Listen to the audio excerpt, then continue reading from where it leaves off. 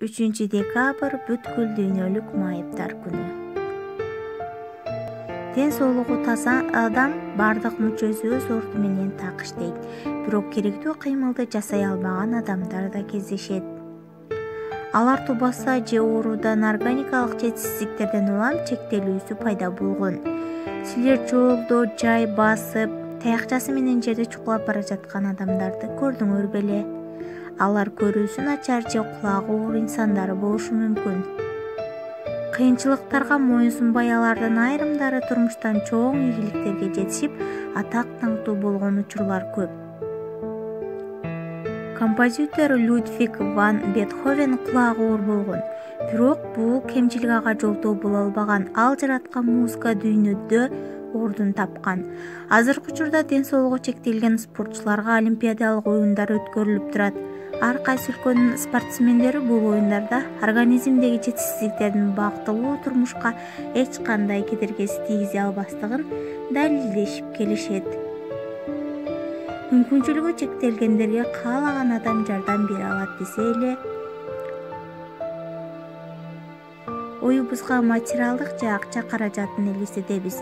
Моралдык жардам эч кандай акчаны талап кылбайт. Албетте, финансылык маселе да маанилүү. Бирок жок дегенде бир жылда бир жолу интернатка барып, жалгыздыктан жадаган адам менен баарлашуу акчаны талап кылбайт. Көпчүлүк учурда реабилитациялык техникалар, дары-дармектер, азык-түлүк, жууркан, шейшеп, кийим-кече, анан албетте жан дүйнөнү байытуучу китептер.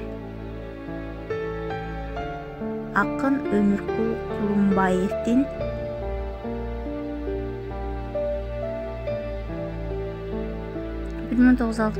жылы кызматынан командировкага кетип жатканда авто кырсыкка кабылып, оор жарадар болуп калган. Ошондон тартып чыгармачылык менен алектенип, биринчи топтогу майып болуп калган.